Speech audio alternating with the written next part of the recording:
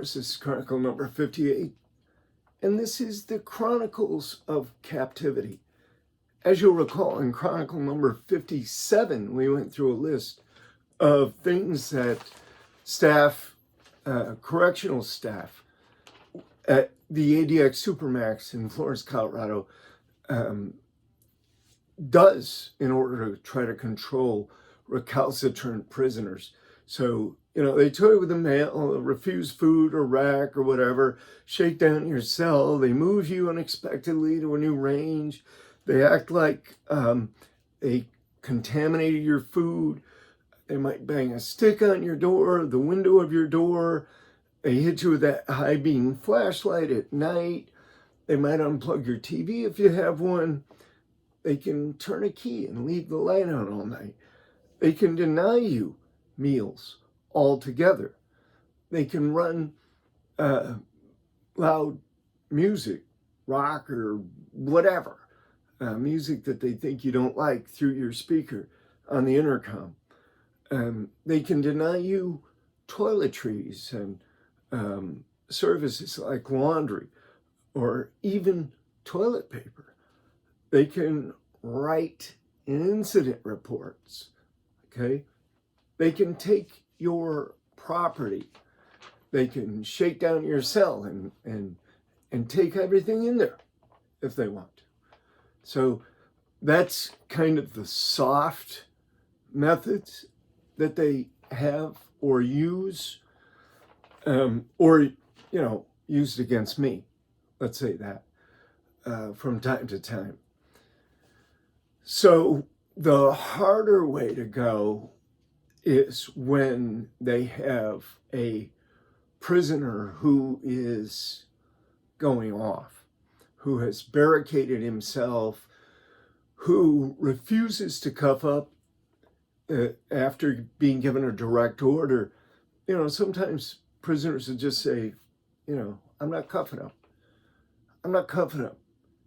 You just get tired of responding to these orders, right? For apparently no reason other than just to irritate you. Hey, Powers, cuff up. We got to search your cell. Fuck that. I'm not cuffing up, man. Fuck that. Powers, I'm giving you a direct order. Cuff up right now. We're searching your cell. No. Fuck that. I'm not cuffing up. Now what? There it is. There's the conflict, right?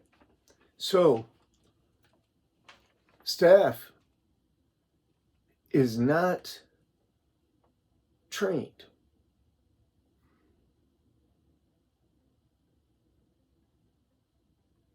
to let the prisoner ride. They're not trained, but I think they should be trained, because I'm going to tell you a story in a minute about something that happened with me in this very same scenario. But yeah, but here's what they'll do. They're trained not to let it ride. Staff can never have what they consider to be a confrontation where the prisoner refuses to do something the prisoner is being ordered to do by staff. If the prisoner refuses, common correctional philosophy is you make them do it. No matter what you have to do, you make that prisoner obey that order, one way or the other. It all comes down to the heavy-handed side of things, right? So, usually what they do, they've got policy and it allows them to use gas, CS gas. And, they've got different types of gas that they'll use for different circumstances, right? I've seen lieutenants just spray and I've seen officers just spray with the cans that more recently, officers were allowed to carry the spray with them. Years ago, they couldn't carry it.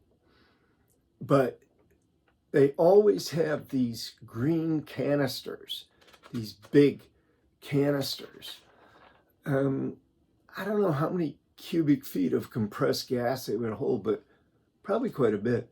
Enough so that when they stick it through your food slot and hit that handle, that lever, it just goes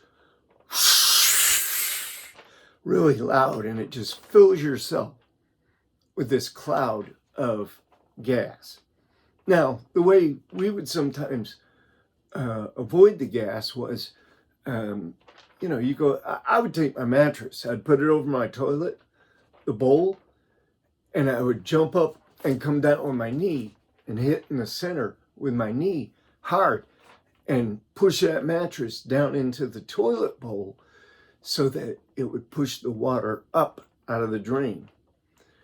And then, after a few times of hitting with the knee, you throw the mattress to the side, you take some towels and wrap them around your head this way. If you got milk, you pour the milk all the way around the towels, because milk will tend to kill that gas too, or keep it out.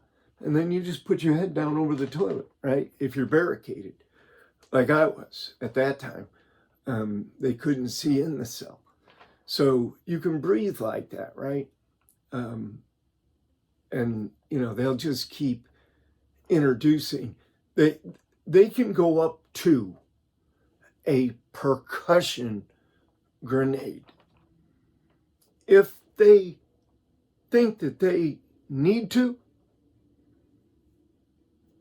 they can drop the stun grenade into the Sally port. And they will. They will. It's kind of a last resort thing, but if they really think they need to, they have the authorization to do it, and they have done it. But that's really the extreme. They will use the gas. They'll gas you up, right? And then typically they'll open that outer door. They'll open it. Of course, the inner door is either going to be open or it's going to be barricaded. A lot of times prison will just take, they open the inner door for you to get your food tray, and you just take that door hostage. You'll take the Sally port hostage by tying the door open so that they can't close it. The control guy will try to close it. It won't close because you got it tied or blocked or jammed. Now you've got the Sally port hostage. So that adds a different degree. But what I'm saying is that here's what happened. I'll tell you the story of what happened to me. I was in the ambulatory restraints. I was in a stripped cell. They took off the ambulatory restraints. And the way they do it is, you're in a black box. You got cuffs. Those are double locked, of course. You got a Martin chain, belly chain. And then you got shackles. So what they'll do is they'll step you down. They'll take off the black box first. Then maybe 6-8 hours, maybe the next day, they come and they take the Martin chain. And then they'll wait another 6, 8, 10 hours, maybe the next day, they come and they take the cuffs off. Then another 6, 8, 10 hours, another day, whatever, they come and they get the shackles. So I was down to the shackles, and it had been like 4 days, and I'm just sick of it. I'm tired of it. I'm just fed up with it, right? So I take my blanket and I tie it to the bars. I barricade, tie it up on each side, way to the ends, and tight. They can't see it. I start getting ready, right? I got my mattress. What I'm going to do is I take these strips of sheet and I wrap them around my wrist. The reason that I do that is because when they come in on me, they're going to try to get those handcuffs on my wrist. That's one of the first things they're going to do. So if you've got your wrist wrapped with strips of sheet, they can't really get those handcuffs on your wrist. And if they do, they're not going to get them on the way they want to, because they want to hurt you with those handcuffs. They want to drive that steel into your bone, right? So if you do that with your wrists, and your ankles, because they'll do the same with your ankles. Um, yeah, I mean, you get ready, right? Because you know they're going to get you. You can't, there's no way that, there's no win for the prisoner. The prisoner's not going to win this fight, this confrontation. He's not going to physically come out on top, right? Although I have seen, in days gone by, I've seen guys really, really give them a show. And a couple of times, I did the same thing. I don't want to digress too much, and I'll tell you about it later. But in this instance, I put up the blanket, and, once you restrict their vision, they can't see you in the cell. Now they have to do certain things because they don't know if you're alive or dead. So these cops go by, just doing around. I think it was a particular shift or the particular staff or both, but this guy goes around and I hear him say, he stops by my door and he says, "Hey, Powers, take that blanket down now. I'm giving you a direct order. Take that blanket down. I need to see in there." I don't answer. Why don't I answer? Because I'm drawing him in, right? If I answer, he knows I'm all well and good. He knows I'm alive in there. Can't see through the blanket. He don't know what's going on. He doesn't know if I'm alive or not. So here's what happens. He just keeps going. I don't answer. He keeps walking, does his round. They come back. I'm all ready. I'm all wrapped up. I got the mattress ready to put up. I'm going to get in the shower. I'm going to put the mattress up. I've got a line running to the sprinkler head that I'm going to yank when they come through the door. I'm going to bust the sprinkler. I've got little packets of shampoo that I put on the floor in front of the door so that they'll slip and slide once the water hits, right? I'm like Home Alone on steroids, right? I'm all geared up. Because 4 o'clock count, you have to see the prisoner. You have to. You have to do something then, right? 4 o'clock count. Door opens. They come on the range. They come to my cell. They hesitate. And they keep on going. They keep on going. I don't know if they just didn't want any drama or what it was, but they just keep on going. They go up, around, because there's two sides. They make their count. Out they go. The door shuts. I'm like, what the fuck? What is going on here? Nothing, because you're expecting the event to occur. You're expecting this conflict to, blow up. They come with the gas. They come with the force, the cell extraction team, the lieutenants come down. The captain gets notified. The warden gets notified. There's a lot of paperwork that has to be done. And they just ignored me. And I was dumbfounded. I was like, wow, what the hell? So I just walked around, I left my blanket up. I just walked around till about, I don't know, it wasn't even that late, maybe 8:39, something. I was just tired, right? Nothing ever happened. Finally I just took my blanket down. I took the stuff all down. I took everything down. I was like, man, it's like you throw a party and nobody comes. What the hell? So I just took everything down. I was tired. I just got my blanket and wrapped up and went to sleep. And that was it, pretty much. I mean, there, as far as I remember, there wasn't that much more. I woke up in the morning, got a good breakfast tray, and you know, I just rolled on. But I remember it because I remember that was a technique that I had never seen any staff from the Bureau of Prisons use at any time. Normally, lieutenant's notified, lieutenant will come down, give the prisoner direct order, take that down. If he doesn't, lieutenant calls up, he gets his team together. There's always a certain number of guys that are on a list that are trained for cell extractions. And they'll get 5 of them and get them geared up and get them down there.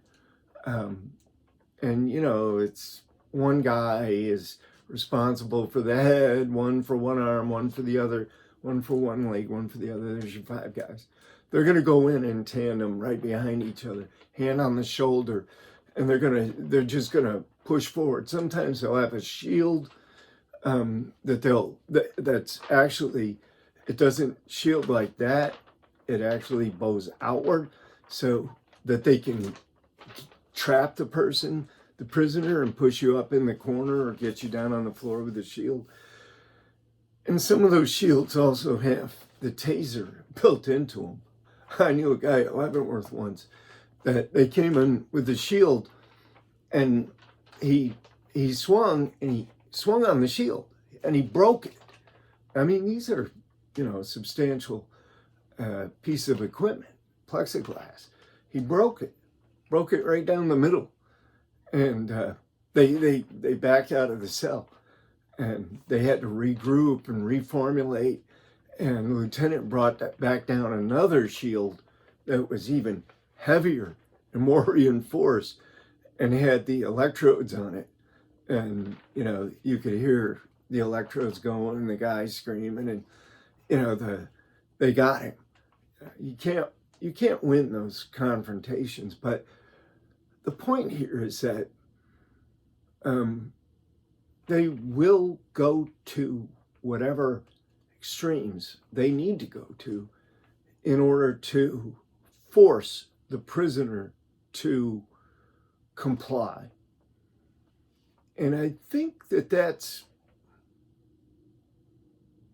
a mistake sometimes. I think I don't think that they're thinking out of the box, because when they ignored me, for whatever reasons they ignored me. And that took the wind out of my sails. It avoided, like, I don't want to get into it right now because we're at the end, but we'll get into it the next time. We're going to continue to talk about the use of force versus more intelligent strategies and tactics. So stay with me. We're gonna get into some stuff here. I'm Jack Powers. This is the Chronicles of Captivity number 58. I will see you back here for Chronicle number 59 soon.